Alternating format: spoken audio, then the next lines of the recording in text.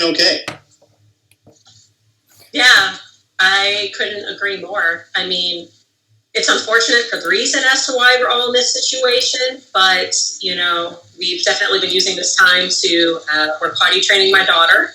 So, Jason, I know you have kids. You can relate to some of that kind of stuff. And my oldest is in kindergarten, so doing the e-learning thing, and it's certainly been fun.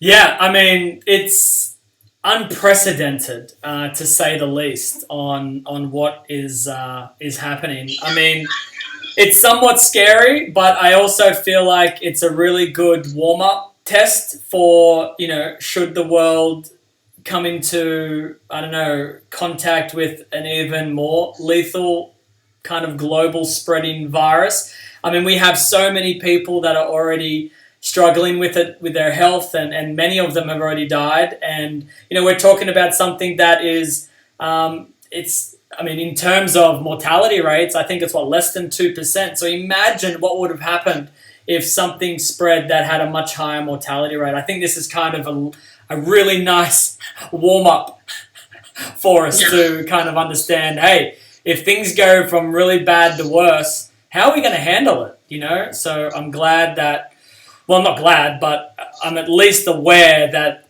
we have a head start on the next one that comes our way. Let's hope so. It's definitely an eye-opening experience for all of us. Yeah, it really is.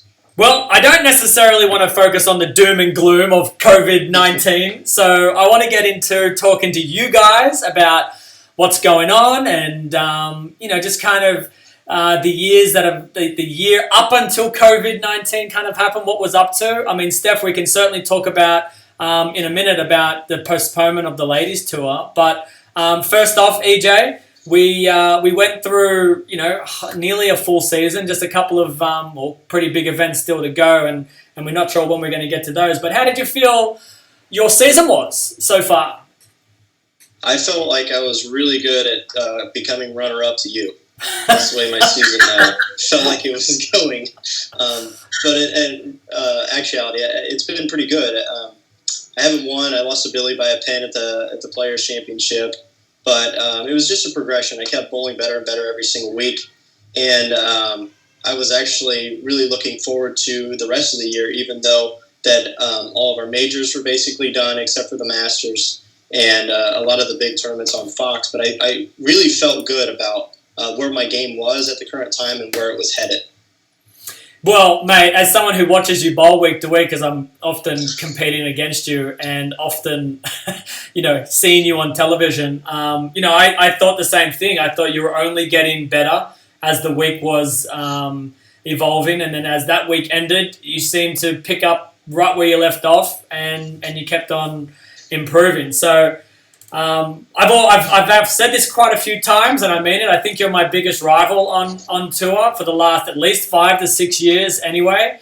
And you keep proving it to me every single week. It's if you're not in front of me, you're just behind me. So it's been fun. Steph, let me kind of jump into your world a little bit.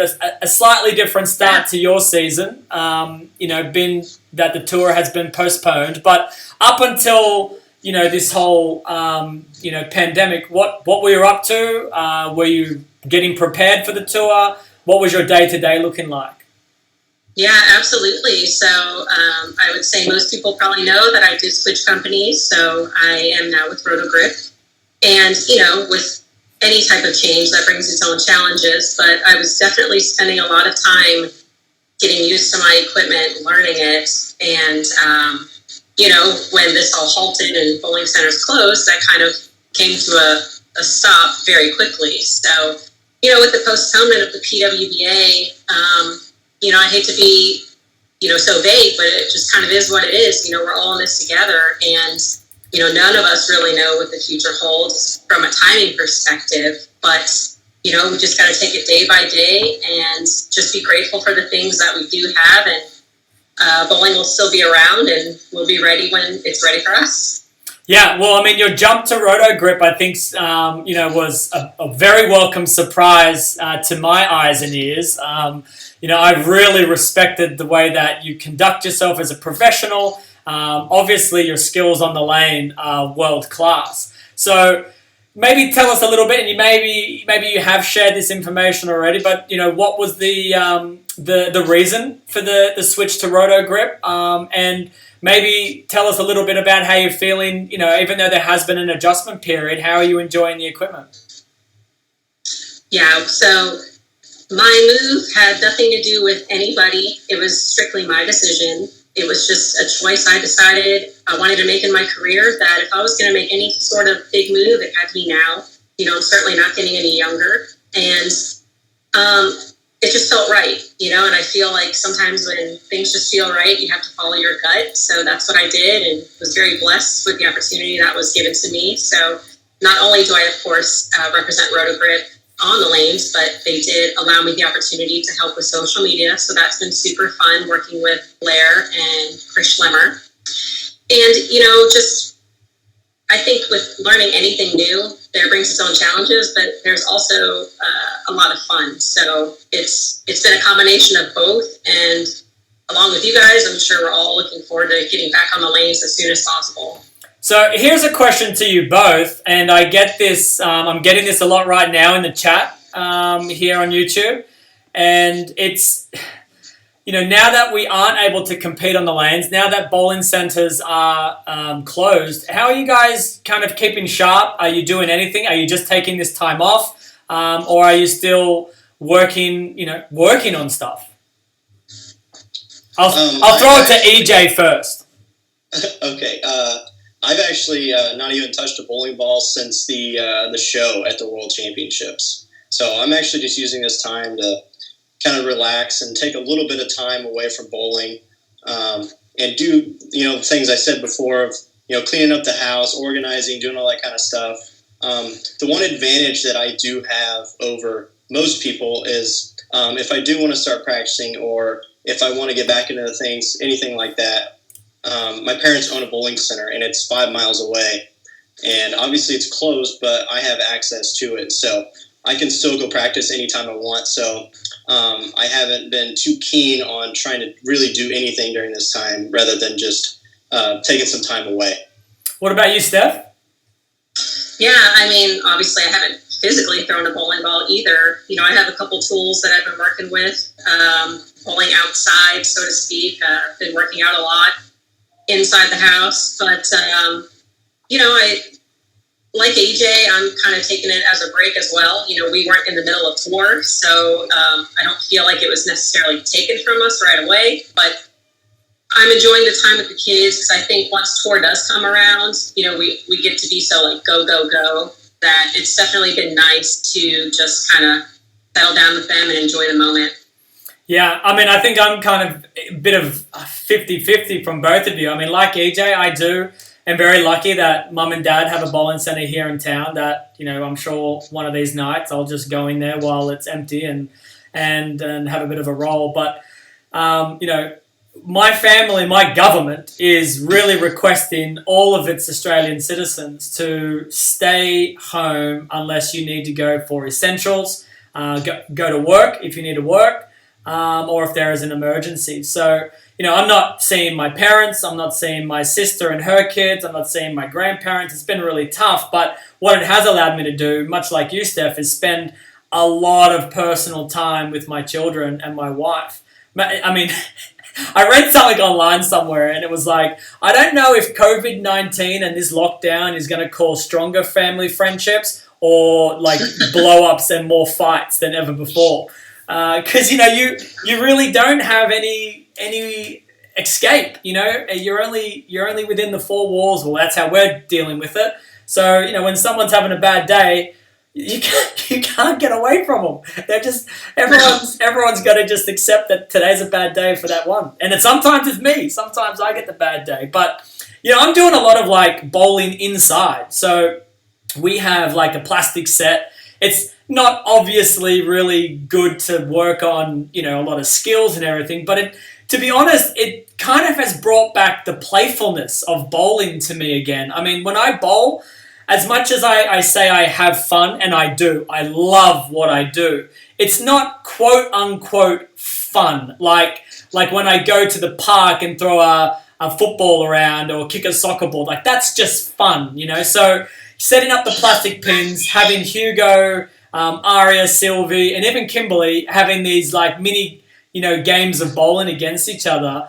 I don't know. It's so much fun to like trash talk your kids, and then when they get a strike, they trash talk you back, and it's a lot of fun. So, and speaking of which, my mum and dad, and maybe EJ, this is something that your parents can do. And Steph, I know that you have a lot of connections with bowling centers there in Dallas, but we have a home shot. It's called the House Shot League. So my parents have basically said, listen, if you've got 10 pins or 10 water bottles or 10 Coke cans, set them up and we're going to bowl league. And what you're going to do is you're going to join our Facebook page, register your team, and then every week you're going to submit your scores and we'll run it through our software at the bowling center, and it'll be, you know, a standing sheet, league average scores. And there are a few rules. You know, we have to be a certain distance from the pins, no ricochets off the walls, things like that, so you can still roll gutter balls. But I'm really excited to start this league. So maybe something that you guys can bring to the attention of your families. And at least this way, our local players, we even have some people from overseas that are like, hey, I know we're not from Orange, but can we join your House Shot League? We're like, yeah, okay. So check it out if you're interested. Anyone watching on Facebook, look up House Shot League or check out my page. I'm sure I've shared a link to it there somewhere. So it's a lot of fun. That sounds super cool. Yeah. All right, I want to get to a question here on Twitter. So I asked the other day, well, one, I said, hey, I'm having these two superstars join me on a live chat. If you guys have any questions, you know, let me know, and had a bunch of them. So I want to go through right now, and one of them I think is something that we can all relate to, but we have Floppy Penguin, okay? His real name is Daniel. He says, what's the toughest thing about being away from the family while traveling on tour? And I think that's something that we can all relate to. So, Steph, what's the hardest thing for you? And then EJ, follow up after Steph. You know, I think for me, the hardest thing when I am traveling on tour is that my children are at the age that they understand mommy's bowling and we kind of relate it to mommy's working, but they still don't really understand when mommy's gone. So that's been really tough. Yeah, and for me, I'm in a unique situation where Natalie is actually helping with Flow Bowling. So she gets to travel with me a lot, most of the events actually. So we really aren't that separated that much anymore. But the hardest thing for me really is just being away from my parents. I still have two grandparents that are still alive, and they're getting older, and the loom of them passing away is always in the back of my mind. At least now with the thing that's going around, I'm home if they do happen to get it and got it. At least I would be home for that, which obviously would not be a good situation at all, but at least I would be home for it. So that's probably the thing that kind of is in the back of my mind all the time, is just being away from your close family and something bad happening while you're away. Yeah, I'm on the same board with that. I mean, it's when I'm on tour, I'm in a different country as well. So, I miss driving on my side of the road a lot. I know that sounds ridiculous, but it's just little things like that. The words that I say here back home, the slang and the colloquial terminology that I use, it's understood. I don't have to repeat myself, so that's always nice as well. But obviously, when I'm actually over there competing, it's just the bad day at school. Daughter's upset. I can't be there to give her a hug. It's those little intimate moments that you can do via FaceTime or via Skype like we're doing today, but it's just never the same. And like you, EJ, I've got grandparents as well, and actually my grandfather celebrated his 87th birthday yesterday. So, that's it's awesome. Yeah, that's really cool. 87 years, but like you said, EJ, I don't know how many more he's got left. So you want to be around as much as you possibly can. Here's another question that I think is I think this is a really good question from Casey Mattingly, and they ask, who was / is the most influential person in your careers? Ooh.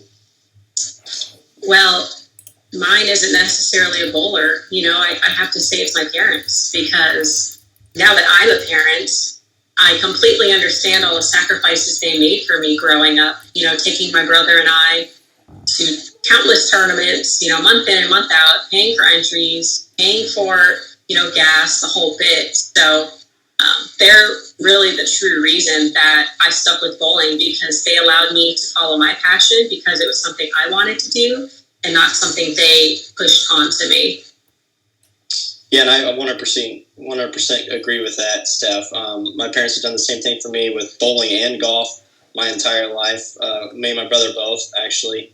So my dad taught me, basically everything that I know about bowling and being good mentally. But as far as like a good person I looked up to that isn't my parents or isn't my dad, isn't a bowler. It's actually Tiger Woods. Just the mindset that he's had and the way he approaches the game of golf. I've tried to implement that into bowling, and obviously I tried to play golf in college. Didn't work out. It wasn't good enough, so I decided to bowl. But there was a lot of things that I could use from golf into bowling, and I think it's truly helped me a lot. Yeah, that's awesome. I mean, I think for the most part, anyone watching and listening is going to have that one or maybe even more, person that just pushes them, right? It's just, you just feel, whether it's Tiger Woods and what you see from another athlete that inspires you to be like, you know what, this guy is not, he's not giving up. He's practicing his swing after major championships. Like, maybe I need to practice my swing on bowling after I win a tournament. And obviously your families, if you don't have a good support network behind you and those that are able to teach you things along the way, it's so much more, it's so much harder to get ahead in bowling, especially in bowling, because I feel like knowledge is such an important part of our game. Like, we both see very talented players physically on the lanes, and they just never have any success on the ladies' tour or the men's tour, and it's just because they don't know enough. So, having people that can influence you with both the physical game and the mental game is super important. I mean, I think for me,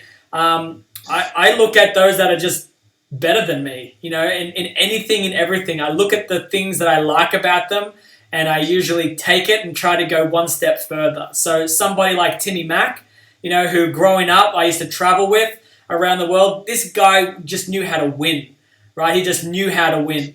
So I watched this guy just destroy competition. I'm like, all right, I want to be like Timmy, but then I want to be better than Timmy. So you take what you can, and then you move on. Then you look at somebody like Norm, who is just like the most amazing mechanic on the lanes. The way he handles himself, the way that he takes each shot as if it's his life is depending on every single frame. You watch him play, and that's what it's like. It's like, man, this frame, it's the second frame of the third game of a 56-game tournament, and he is as focused and determined to make a great shot in this one as he is as if it were to win the tournament. So, I think I've taken a lot of things from a lot of different players. I'm going to take a question here from the chat room here. So before I do that, I think we should give our companies a little bit of a plug. So I know we're not throwing bowling balls right now, but, Steph, what was the ball that you were using up until COVID-19 stopped us from throwing balls down the lanes that you're really liking? And what did you like about it? And EJ, I'll ask you the same thing. Sure. So we had a new release early March, the Nuclear Cell. I drilled a couple of those up, so I was just kind of getting used to that and the motion of what I was seeing. That's one of our Pearl ASIMs, so definitely allowed me to kind of open up my angles a little bit, which isn't typically my A game, so to speak. So I was definitely enjoying that motion, and I'm looking forward to seeing it more when we get back. Yeah, and I've actually had a couple of balls that I used. I mean, obviously we bowled a lot of events so far this year, but the one that kind of really got me a lot of pins this year so far was the Supra that came out last fall. I used it at the Players' Championship to lead there. Used it in Indianapolis. I finished, I think, 7th or 8th in the singles, and Marshall and I finished second in the doubles. So it's definitely one that got me a lot of lot of pins and a lot of money so far this year.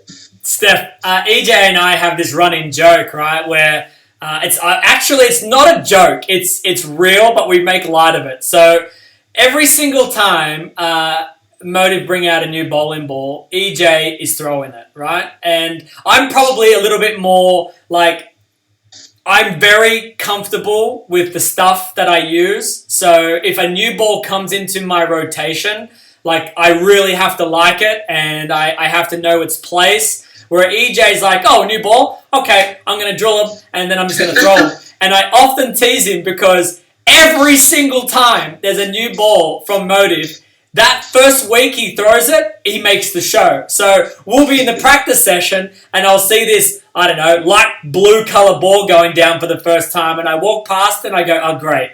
Another show for you this week because new ball, it's time. And I tell you, EJ, am I lying when I say your success rate is, it's 8 out of 10. 8 out of 10 times you use that new ball, you make the show. It's pretty high. I mean, I don't know if it's that high, but I would say it's at least minimum half of the time. It feels more to me. All right, we've got impressive. We've got a question from bowlerx.com. EJ, I know you're an affiliate with BowlerX. Steph, do you have any connection with Bowler? I don't. No, you don't. No, you're a Cool Week girl. So if you weren't professional bowlers, what do you think you would be doing, Steph? What would you be doing if you weren't a bowler? Goodness. I've always been intrigued by motivational speaking. I tend to gravitate towards a lot of those types of books and kind of the teacher side of things, which is odd because I don't really know that I would go into like coaching bowling as opposed to just motivational speaking about being positive and the mental side of things. So that's probably what I would do. I think you should. I think you should still look into that kind of stuff. I mean, I think our industry is really missing that type of genre of education. You know, it's fine to get tips on how to bowl, but I mean, listen, whenever I'm in the room with you, Steph, I feel better, right? I feel motivated. You're like this light just beams from you. So I could imagine, you know, you've been just a source of wonderful education and inspiration to a lot of other people. So I reckon you should go down that road and do more of that. Well, I appreciate your kind words. Yeah. Maybe it's coming down the pipeline. EJ, not so much. You know, when I walk into a room with EJ, I don't get that same beautiful smile and bubbly, you know, that light doesn't aura around him. You know, EJ, what would you be doing if you weren't bowling? Well, do I really need to answer this question? Well, you'd be a second-rate golfer. All right, let's be honest. All right. I've played with EJ. If he actually did spend a lot of time on the course, like a lot, I don't know. Do you think you'd get there, EJ? Do you think you have the talent? Because I think you're pretty amazing. You know, it's one of those things. I've sat and thought about it so often and so many times. I really feel that I could maybe make it to the web.com tour. Maybe compete, maybe not. But getting to the PGA Tour is there's a couple of guys that I know that have been on the web.com that are lifers. I mean, they finish, 30th every single year, and they just can't seem to make it. And they've been on the web.com for 10 years. One of Ronnie's buddies actually is on the web.com, or Corn Ferry Tour, they call it now, I guess. But he's really, really good player. And he just can't seem to put a whole season together to make it to the PGA Tour. So, in my opinion, I think that's maybe as far as I could go. And that's just something mentally I don't think I could be happy with, not being at the top of my profession. So it would be hard. But golf is obviously the other thing that I would do other than bowling. I tell you what would be one of the hardest things to adjust from if we weren't bowlers is, and you kind of touched on it slightly there, EJ, is when you do taste success or when you're at the top of something, to take that away and do something else. And maybe, yes, you can love it and it can be a passion. So, you're certainly going to feel differently about it. But that taste of success, it's hard to get that out of your mouth when you do have it. So, when you do something else, a lot of people that I meet, when they go into slumps, they almost fall into a state of depression because they know what it's like to win. It's been so long since they've won something again, and it really hits them hard. So I don't know, have you guys ever had those lulls and those experiences of, I'm on the top of my game, I'm one of the best in the world, and then all of a sudden, nope, things aren't going the way that it's supposed to. How have you handled it? Yeah, I mean, that's human nature. We're all human, of course. I haven't won a title since my major in 2018, which was at my home center. So, yeah, you think about those things, but at the same time, you have to realize that, you are putting in the work and you're doing the best that you can given the opportunities that are in front of you. And, your time will come when it comes, and all you have to do is just keep working at it. Yeah, I agree with that. I've had a short career so far. This is just my 8th season on tour, and it was a progression to be able to win. And I've had a lot of success so far in my career. I haven't had to gone through a long period of time without winning. Right now, it's been since I think it was the end of July was the last time that I won. But over the last 15 months, I have one win, but I have, 5 or 6 second place finishes. So it's not one of those things where I feel depressed or anything like you were talking about, Jason, but you definitely start thinking about it. Like, man, why can't I just get a break and win in one and or bowl really well and the other person not so well. So it's just like, there you go, EJ, you won this one. It's been tough as far as on TV, but I don't think I would get into that state of mind just yet. I think it would take a long period of time for me to even start thinking of going down that type of road.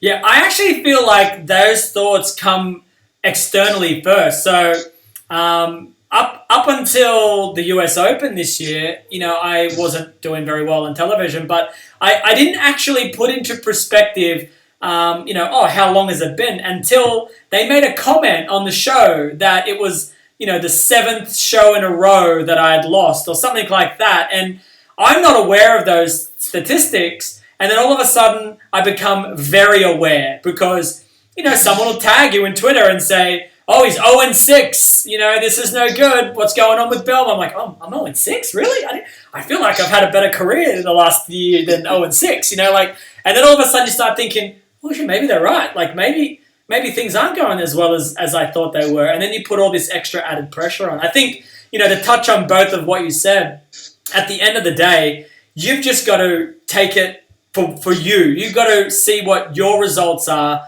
If you feel like it's been a pretty good season, or you feel like things are going okay, then you stay in that mindset. And if you feel like they can get better, then it's not necessarily, oh, look at what has not happened. Look at the poor performances. It's how do I just get myself 1% better in each of those areas? And if I continue to go 1% better, well, eventually, I'll get into a really high percent and then I'll be unstoppable. So I think that's kind of how I look at it.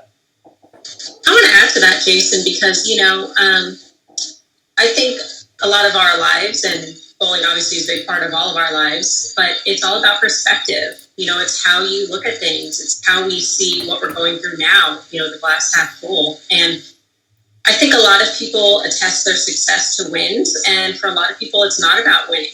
Everybody's got their different outlook of what success looks like to them. And, you, for example, people telling you you're 0-6, it's like, well, if you keep putting yourself in a position to win, it's eventually going to happen. So people, don't look at the big picture always and, they're averaging this on TV or they're doing this, So I think it's about shifting your focus to the things that we can control and just keep doing it. I tell you what I did that really, really helped me, especially when I started to win a little bit, and then I wasn't winning as much as I guess I was supposed to. I mean, when I say that, that's not my perspective. That's what other people were expecting of me. And I started thinking, right, who is the best, right? Who are the best bowlers that have ever walked the earth? Like, who do I think is the best? And who do I think the fans also consider to be the best? So you've got Walter, you've got Earl, You've got Chris Barnes, you've got Pete Weber. So then I started looking at their careers, right? And going, all right, well, let's have a look at their numbers. And let me just see how it all relates as the perspective that you're talking about. And you talk about somebody like Walter Ray Williams, the most winningest player in the history of our game, arguably the best that has ever rolled the ball down the lane. And he has won 47 times, right? He's bowled over 1,000 tournaments and he's won 47 of them. And it just blows your mind.